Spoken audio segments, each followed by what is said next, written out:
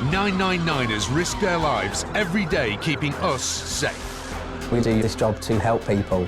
But all too often, they're abused and attacked. The vehicle threw me like a rag doll. It should have killed me.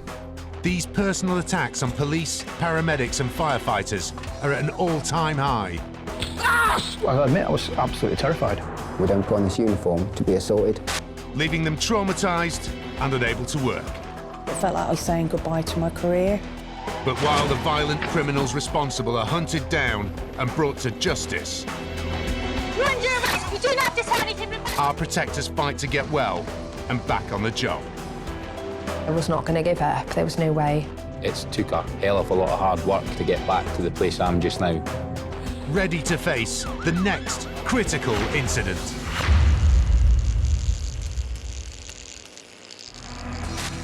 Today, thieves on the run use their getaway car as a weapon.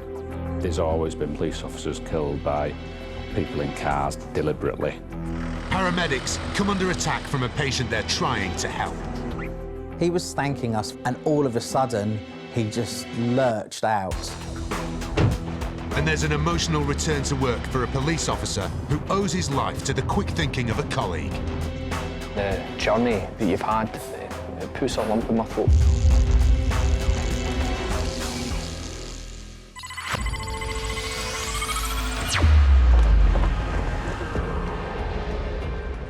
Edinburgh, January 2016.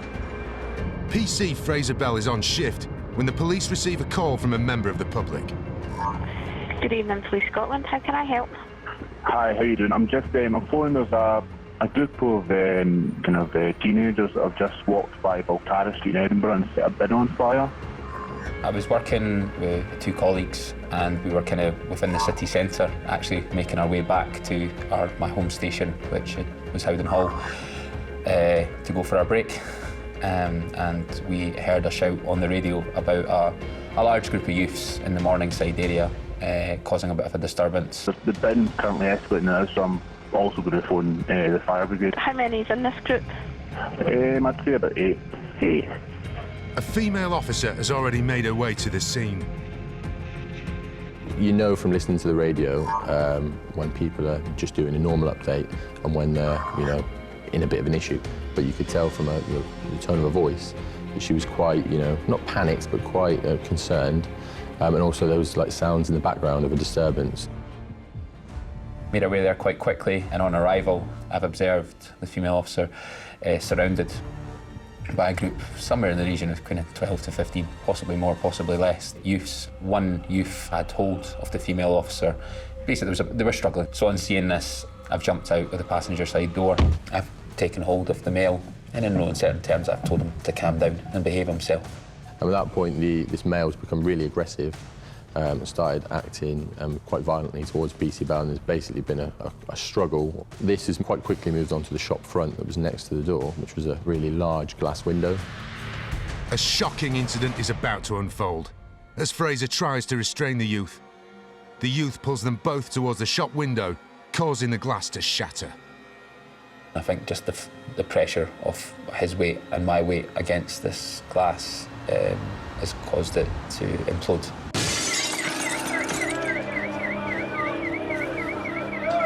He's fallen backwards. I've remained standing, but still had a hold of him.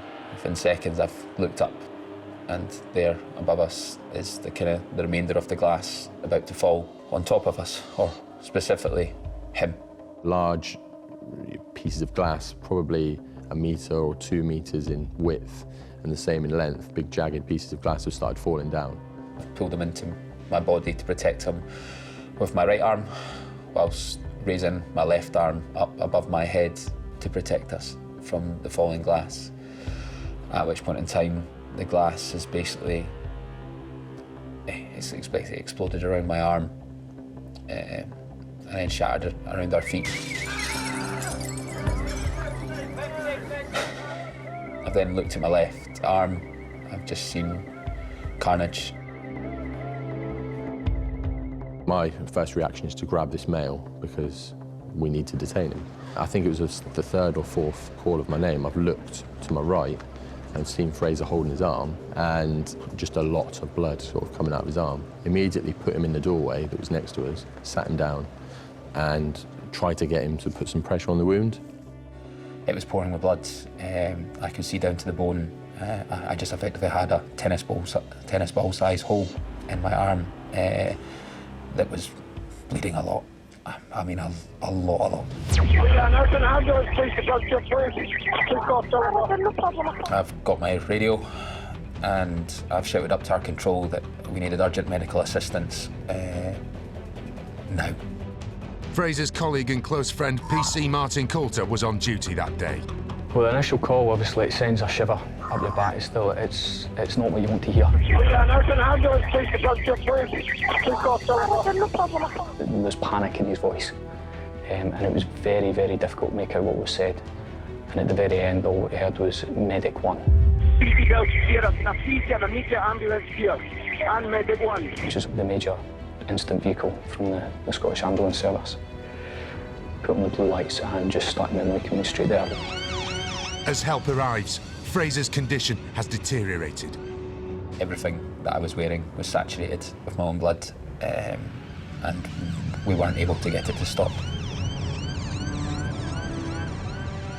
It was as if my life was being drained out of me, and I could feel myself just starting to give. In that moment, I thought I was going to die.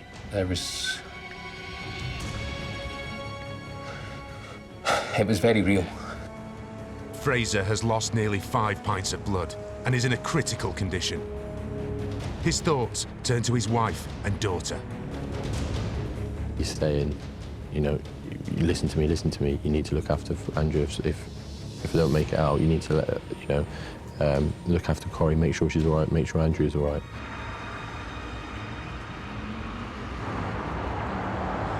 As I got there was a large pool of blood, and Fraser was sitting in the doorway, grey as a sheet, eyes starting to roll. And he sort of clocked me and said, beg for me to help him. It was like someone had turned on a tap. It was pouring out of me. Martin skillfully applies pressure to Fraser's open wound to try to stop the blood flow. Application of the bandage was sore beyond belief, and I remember screaming out in the roadway. When you're losing the volume of blood that I was losing at the time, just to see it stopping is a reassurance in itself. After that point there, I was still really concerned for him because his eyes were rolling. He was almost drifting in and out of consciousness. Shock was starting to take over. I was starting to fade. I was starting to lose consciousness, and he gave me a few slaps and said, "No, you're staying here. You're staying with me." And yeah, kept me where I needed to be at that time.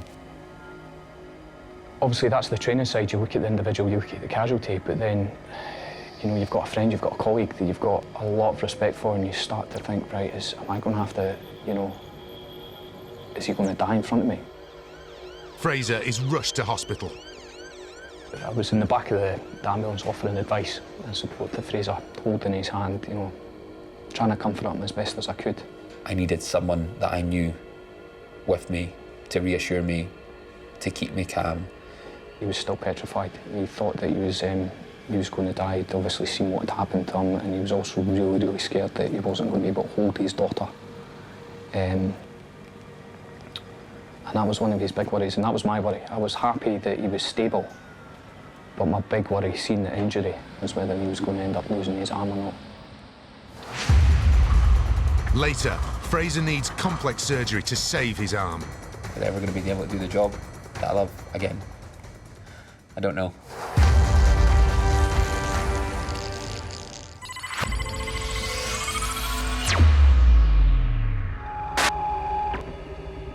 In Manchester, PC Ian Bruce is part of a specialist team tackling vehicle crime. There's always been more police officers killed by people in cars deliberately than any other way, knives or guns. The car's always been the most dangerous weapon that the police have had to face.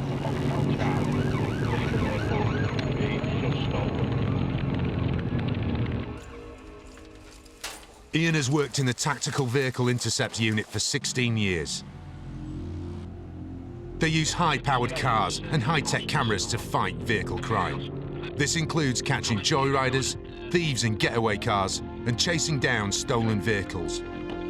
Danger may be written in the job description, but Ian gets a lot of satisfaction from his role.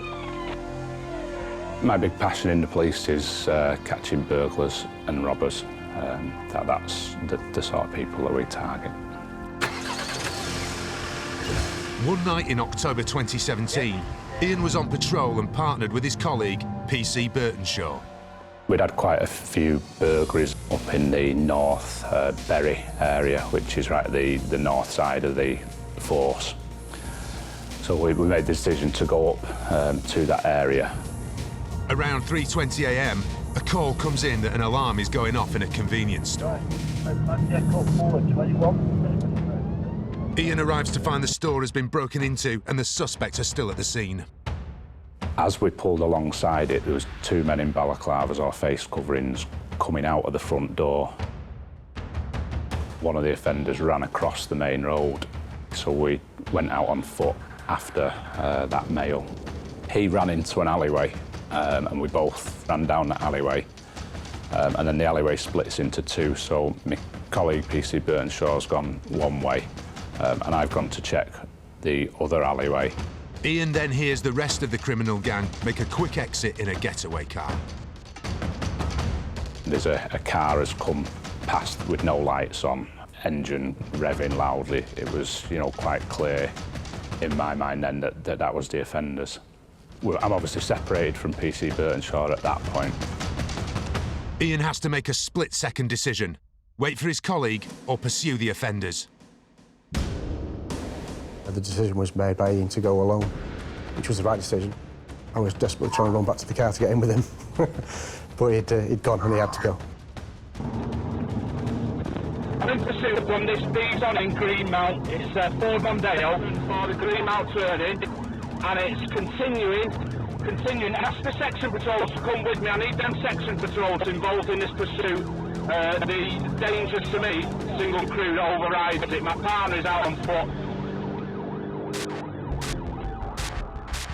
The minute that he shouted up on the radio channel that he was on his own and he's behind the subject vehicle, his colleagues heard that shout and they made their way to the area. Ian is on his own and knows that if he catches up with the criminals, he will be outnumbered, as there are 5 of them to only 1 of him. They were quite high speed already, and it's developed straight into a pursuit. They know it's our car behind them. And then the car very quickly after that has stopped. Where they stopped, you know that they're not abandoning the car. As soon as those back doors open, that's the moment where you know this is different. The near side passenger is immediately getting out with a hammer, and the offside passenger is opening his door as well, and he's holding some sort of metal bar in his hand.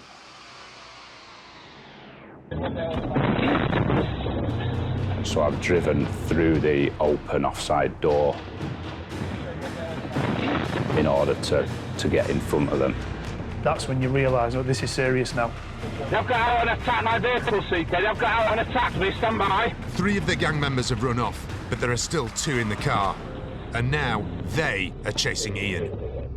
As I turn round, they've driven down the road towards me, and they then try and block me in. So I've driven into the front of their car in order to avoid being trapped. He was left with no other option. If he stayed where he was, I have no question whatsoever that they'd have attacked him, they'd have smashed the car up, and even worse, they'd have assaulted him. But Ian isn't letting them get away. He turns his car around and continues the pursuit. I need assistance. You can hear the panic in his voice. They've attacked me and my vehicle. Stand by. You're praying to yourself that 1, you're close enough, and 2, he doesn't come to serious harm. We're on, I'll give you a street name, on Booth Street. It's very scary when you're there on your own in the middle of nowhere. It's quite away from other police officers. You're used to having your colleague there next to you, and then all of a sudden you're on your own. You know people will be coming, but you don't hear it. You don't have anybody shouting up saying, "Oh, I'm just round the corner." You just hope they're coming soon. And they can't come soon enough for Ian, as the criminal's car makes another sudden stop. I don't know what they're going to do here. You don't know what their plan is. This time, they start reversing at my car. Yeah, I'm trying to get rammed again now, CK. They're ramming me again, CK. Meanwhile, Ian's partner, left behind at the scene of the crime, has managed to bag a lift with a responding police officer. After he'd gone off chasing the Mondale, a section car turned up, responded to the alarm at the premises. I took over the driving, he jumped in the passenger seat, and we ended up as car 2 behind PC Bruce. He closely follows the events as they unfold over the radio. I knew things weren't going perfectly to plan. I could hear it in his voice. Yeah, I've been rammed again, CK. And he'd been rammed quite badly. They've accelerated quite sharply, so it did hurt that impact. I've been rammed a few times by these vehicles. It's becoming more and more prevalent. It's not a good tactic, but it's what happens. Papa Oscar 5-4, Foxtrot Echo Mike. Ian was still, at this point, the only one behind the vehicle. There was still at least 2 offenders on board. So the risk is still massive. The burglars are driving through residential streets at over 70 miles an hour, putting the public at serious risk. You don't have a lot of time to think about anything else other than what's happening in front of you and sort of self-preservation. As the chase continues, the criminals start to throw weapons from the windows. Just confirming that he's okay and left you open it. Yeah, they're going to try and attack me again now, I think, CK. These males are armed. The front seat passenger, CK, has just thrown an axe out of the window at me. Police helicopters and other units have been scrambled. Ian's partner has now caught up behind him. Both got tasers. I will be trying to take the vehicle out when we get an opportunity. And a Stinger device has been deployed ahead of the getaway car. A Stinger it's like a bed of nails that's thrown out in front of a car to deflate the tyres. Roger, thank you. Is it at that junction? So that's popped the tyres. Unfortunately, when it's been thrown out, I've driven over the Stinger as well, so I know that my tyres are deflating as well. Ian knows that this is his chance to bring the car chase to an end. Due to the sort of level of risk that the offenders have sort of posed, we've utilised what we call tactical contact, which is deliberately colliding with their vehicle in order to bring about the end of the pursuit. The tactic is a success, but it's not over yet. 2-1, there's been a tactical contact. The vehicle's now stopped and the driver's out and running. Later, we see the dramatic manhunt to catch the runaway driver. The driver who I went after carried on running through the field, but it was pitch black.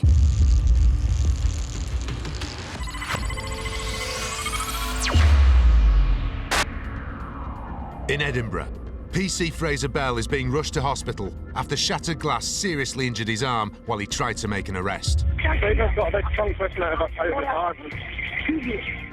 With Fraser in the ambulance, his colleagues turn their attention to the youths.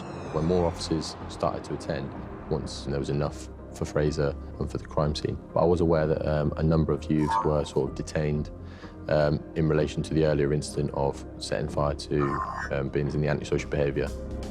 The main offender was underage and was referred to the children's reporter.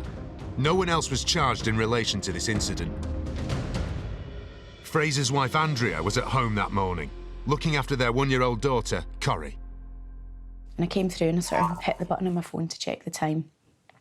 And I saw a message from Fraser's dad, which is a bit unusual. He doesn't usually text me. And it just said Fraser had broken his arm. So I just thought, oh, what a big caloof. What's he been doing to himself? His dad obviously didn't want to tell me the severity of it all then. And I suppose I wasn't being very sympathetic because of that. He said it was a big cut. So in my head, I sort of thought, they're just, having to sew it all up. The reality for Fraser was much more serious, and he needed immediate and complex surgery. I was terrified. Like I wanted my hand to be, I wanted my arm to be fixed, but I was so scared that I wasn't going to come back out the other side. Fraser's radial nerve is severed, This nerve runs down the entire arm and plays a vital role in sensory and motor function in the hand. One of the real problems in Fraser's case was the nerve that runs in the middle of the forearm and provides motor innervation to the fingers. It lifts the fingers up, and it also lifts the thumb away from the palm, so it allows the hand to be used in a functional capacity. The nerve was cut in two places. Fraser's injury resulted in the fingers dropping and the thumb dropping into the palm, so he had no ability to resist the effects of gravity and lift his fingers up. And all of the tissues were just pulled apart, so it was a very large gap that went right the way down onto the bone. So he was in surgery for about 6 hours, so I didn't get to see him again that day, and that was hard, because obviously I'd gone back to the hospital to see him and just had to come away without knowing he was still in surgery.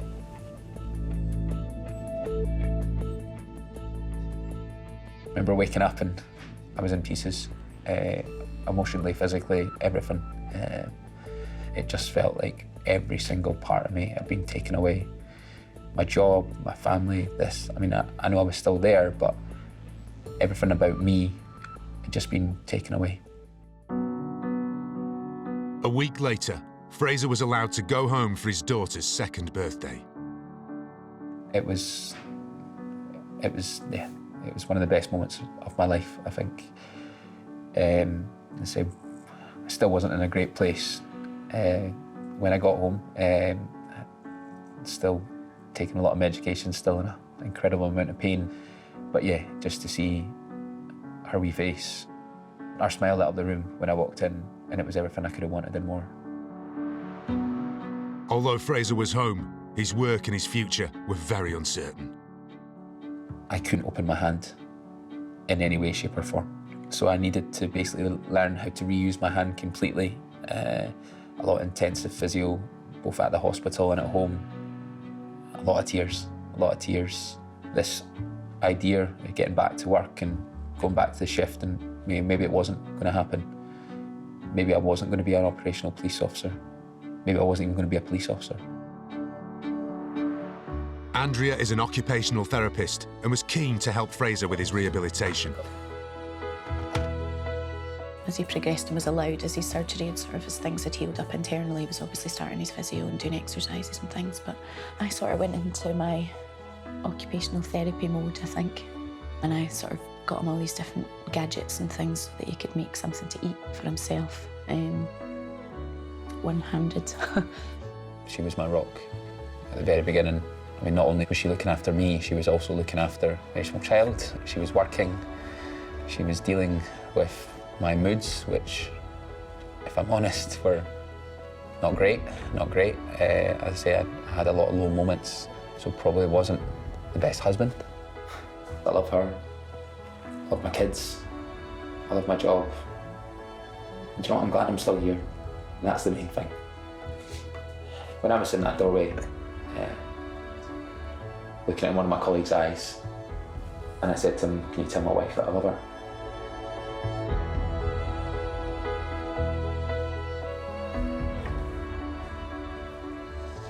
My hand function had completely gone. And I think one of the most poignant days was just when I was able to move one of my fingers. Amounts that if anyone else was looking would go, "You're not actually moving it." It was that initial nerves are starting to fire again, which gave me some hope. Later, Fraser's injuries keep him off work for almost a year. But grit and determination finally get him back on the beat. Every day to get that wee bit more function, that wee bit more movement. Still to come, a shock attack catches a paramedic off guard. All of a sudden, he reached out and grabbed Jodie by the throat. And some good news for Fraser. There are still some limitations to what my left hand can do, but yeah, 80% is pretty damn good.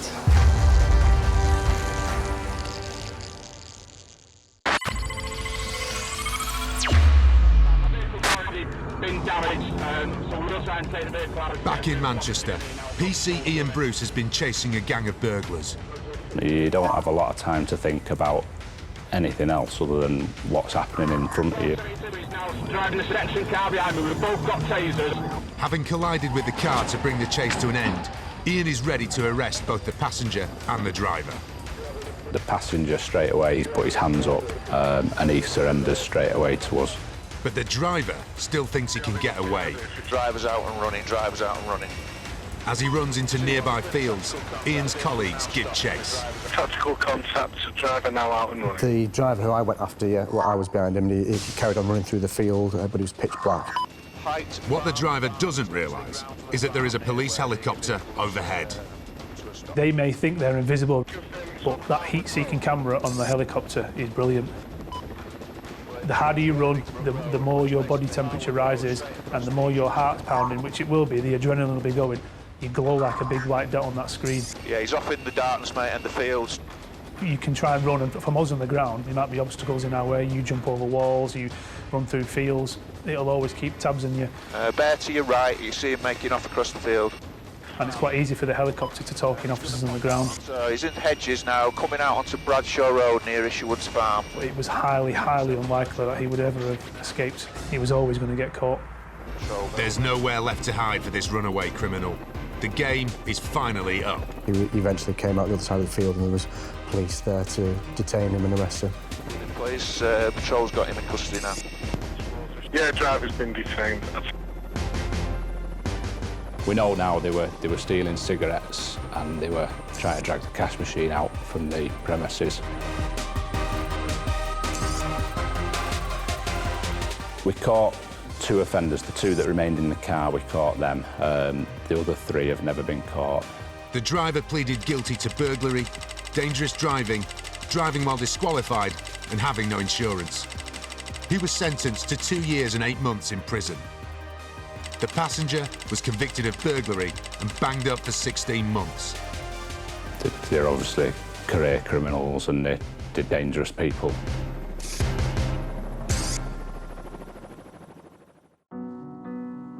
Obviously, your adrenaline's going throughout the incident and at the end of the incident, but after we've sort of got them detained and in handcuffs, I've felt initially that there's been more pain up the top of my back and spine and neck. I'm trying to get rammed again now, so you can... Ian's back has been seriously injured during the chase. The main injury is a torn disc, which I think is my 5th vertebrae. Ian is in so much pain, he's unable to work and is referred to the Specialist Police Treatment Centre in Harrogate in Yorkshire. It was still, causing me a problem. The worst pains that I have at the moment is actually being in a police car with body armour on. The body armour presses in at the base of my back where the injury is. It isn't as much as the Monday. Here, Ian will undergo intensive physiotherapy and treatment. These are the classes that we've had on offer, and I think I've overdone it quite a lot. Pilates, I started off that, and you get in positions you'd never believe. Physiotherapist Alison Crocker is pleased with his progress so far. He's very motivated, he's been very compliant with everything I've asked him to do. We also need to take into consideration state of mind and how the injury has impacted on the officer, on their working life and on their home life. So we need to look at them holistically and take everything into account. Yes. You go to work most days, you have pursuits with stolen cars, but this one does stand out, the level of violence that they showed against the police and their determination to escape. So it is one that you still sort of think about. With time and intensive therapy, Ian's recovery is going well. I think in his case, his prognosis is very good. The physio's been great. I can feel that my back itself is getting better. I'm definitely feeling more positive. I'm very happy with that. That's come on nicely.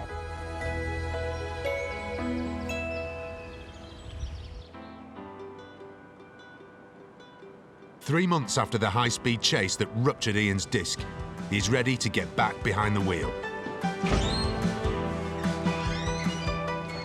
Looking forward to getting back out on the streets again. It's really frustrating when you're off work and hearing what's going on and what you're missing, and you want to be back there and back out doing it again. It's his first night back, and Ian's looking forward to seeing his colleagues again. When an officer returns back to work, you know, we're all happy to have them back, but we have to be sensitive as to why they was off in the first place. I know. No, there was no sensitivity from them. Hello? Providing it's professional and respectful, there may be some playful banter. Hey, how's your holiday been? 3 months, nice Christmas and that. Looking well. Cakes here if you want them, boys and girls. Having Ian back at work is absolutely brilliant because, you know, we're all friends and we're all colleagues at the end of the day. But it's such a morale booster because, you know, one, not only are they recovering and they're doing well, two, they're back in work, you know, and they're part of the team again. Yeah, it was great. It was good to have him back. He was missed in the office. He would have been off for so long. He needs to get straight back on the wagon, doesn't he? Straight back in the driver's seat and back to it.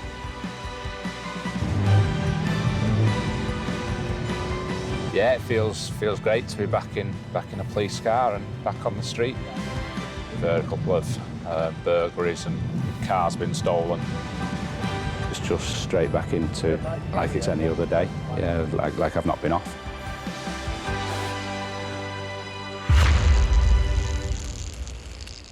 Police officers face danger in the line of duty on a daily basis.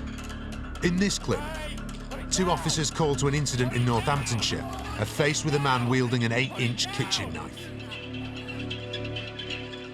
The attacker tries to stab one officer twice and even manages to make contact. But luckily, the officer is wearing a stab vest. The attacker is eventually brought under control and arrested. Both officers received a Chief Constable's commendation for their bravery, and the knife man was jailed for 3.5 years.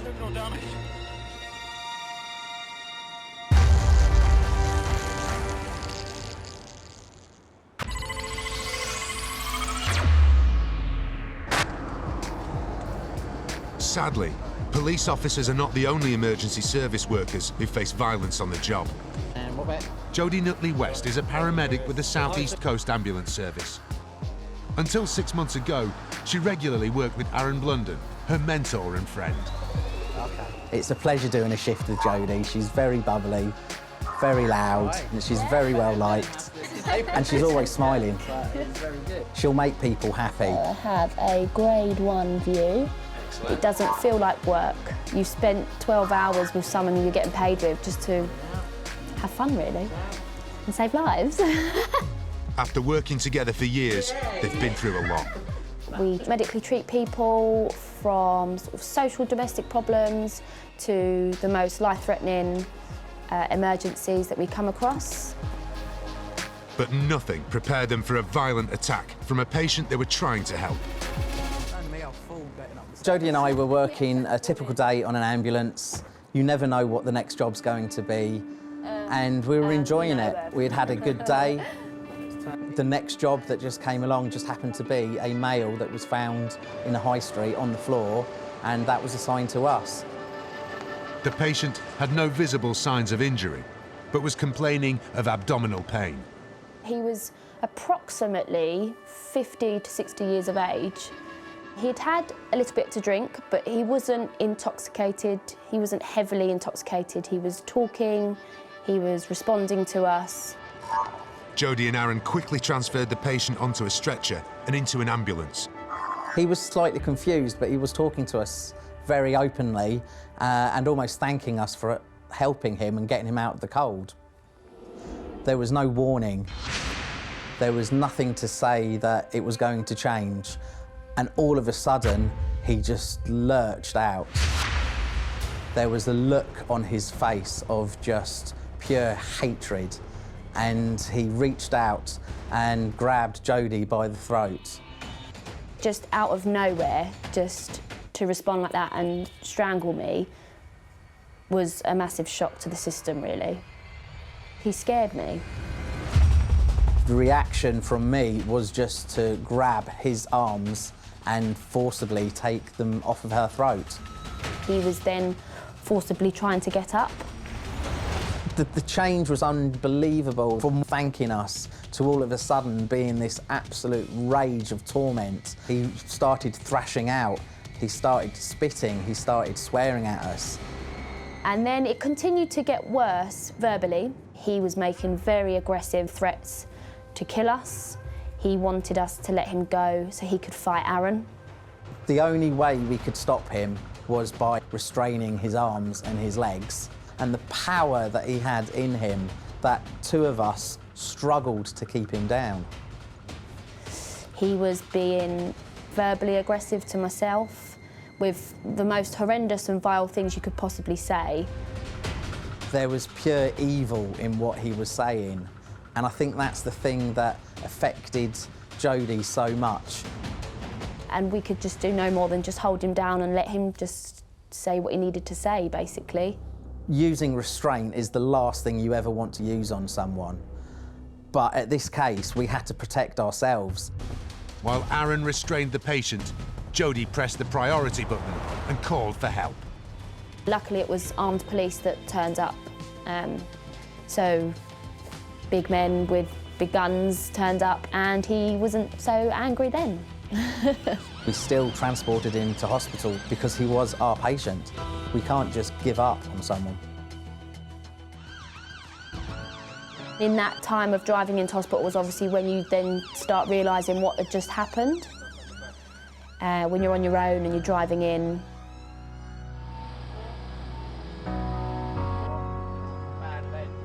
We carried on doing the rest of the shift as normal as you can. Afterwards, we did stop, we had a cup of tea, we had a chat. I think it's really important after an event like this is you have to stop for a while, you have to take in what's happened. And then this aggression hatred just came out. It was the speed as well, to me, that scared me the most, that he was just there and then bang, just whang, that was it, was gone. You have to realise that events that happen can affect future events and how you feel. I pushed to press charges with the support of Aaron, and we got him arrested. He was arrested at the hospital. Jodie's attacker wasn't charged with the offence, but was given a caution for the assault. So he's on record now, so that's something. Despite the trauma of the attack, Jodie and Aaron still see the positives. I don't think it's changed me. If anything, it's probably made me a little bit stronger. So you too? Because you've got a job to do at the end of the day, so you just have to get on with it and put a smile on and face it.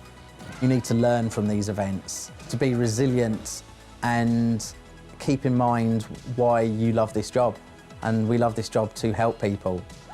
I couldn't have picked anyone else I'd rather have been with on that day over Aaron, because he sorted it out. You share a bond with your crewmate after that's happened. You've got someone that you can talk to because they've been there, they saw it. I love my job so much, and I wouldn't want anyone to upset that or stop that in any way. Philosophy, Hakuna Matata. He could have stopped me doing the job that I love, but he hasn't.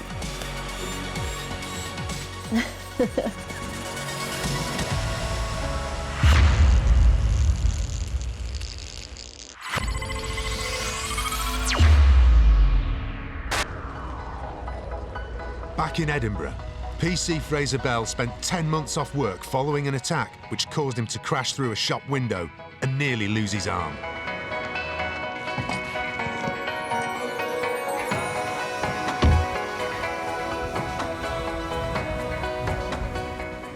I would have gone through the window there and I would have been put in one of the doorways adjacent to here. You can look at it two ways. This is where my life nearly ended, but it's also where my life was saved by obviously Martin and the rest of my colleagues that day. During the months he was off, Fraser worked tirelessly to get movement back in his hand so he could get back on the beat. Every day sometimes was a victory. every day to get that wee bit more function, that wee bit more movement. It felt amazing. It did. It felt like I was going to get over this. We eventually got to a point where I had enough control to kind of be able to change my daughter's bum, which, as unrewarding as that sounds, was a reward in itself. And his determination paid off, as Fraser now has around 80% function back. There are still some limitations to what my left hand can do, but yeah, 80% is pretty damn good. It's pretty damn good. I would have taken 80% right at the very beginning, that's for sure. And almost a year after the incident, Fraser was able to return to work. It was good. It was really, really good. It felt like it was almost the journey had come to an end, so to speak. All the work that I'd put in had culminated in me getting back onto the shift, back to working with the people that I'd worked with before. Fraser's return was also a big moment for his colleagues, in particular Martin, whose quick thinking to stem the blood loss saved Fraser's life. It was fantastic to see him back. You know, there was the initial 5 minutes where you saw that he was a bit apprehensive, but once he'd been given the opportunity to open up again and speak about things, then yeah, he was back to his normal self, which was great to see. The struggle and the journey that you've had to come back into the police and the determination you've shown it puts a lump in my throat, you know, hear that. There's not enough words for me to describe Martin all my life. I'm 100% certain of that. If it hadn't been for Martin's actions on that day, I would not be here. Your calmness gave me calmness at the time. I remember just pretty much not wanting to die. I don't think you can ever say thank you enough to someone who effectively saves your life. There are no words. There are none. As well as his recovery, Fraser has had some more good news. He's completed our family. We now have my little boy and a little girl. He's phenomenal. He's icing on the cake. It's nice having one of each. They're both as crazy as each other. They absolutely adore each other. Fraser can now enjoy his two greatest passions in life again, his family and his job. I'm now back a fully operational response officer based at Howden Hall in the south of Edinburgh. I'm very proud of the amount of effort that I've put in order to get back to where I am. It's took a hell of a lot of hard work and sacrifice on my part in order to get back to the place I am just now. I did it, and I'm still there, still working hard, still putting in the hours.